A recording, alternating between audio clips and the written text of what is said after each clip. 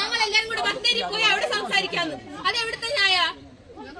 ഇവിടെ വരണം, ഇവിടെ കളക്ടർ വന്നാലേ ഞങ്ങൾ തീരുമാനിക്കത്തുള്ളൂ. വെല്ലിച്ചിട്ട് ബോഡി ഏറ്റെടുക്കണമെങ്കിൽ പോലും ഇവിടെ കളക്ടർ വന്നാലും ഞങ്ങൾ പോയി ഒപ്പിടത്തുള്ളൂ. ഞാൻ മാത്രമല്ലേ നിൽക്കുന്ന, എല്ലാവരും ഇങ്ങനെയാണ് തീരുമാനിച്ചേക്കുന്നത്. കളക്ടർക്ക് എവിടേക്കോ ഈ ഒരു ചെടി നടുമ്പോ കളക്ടർ അവിടെ പോകുന്നുണ്ട്.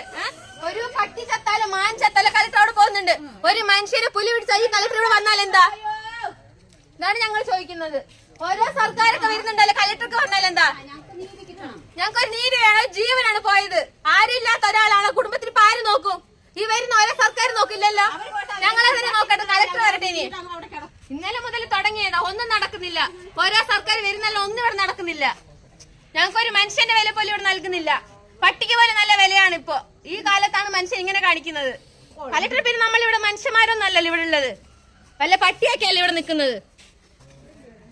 ഇന്നലെ മുതൽ തുടങ്ങിയത്. ഓരോ തഹസിൽദാർ വരും, അയാൾ വരും, ADM വരും. എന്തിനാ ADMന്റെ വീട്ടിലാരും ഇവിടെ വന്നിട്ട് ഒരു കാര്യമില്ല. ഓരോന്നോരോന്ന് കുറ്റി കയറ്റി കൊണ്ടുവരുന്നത് മനുഷ്യനല്ലേ?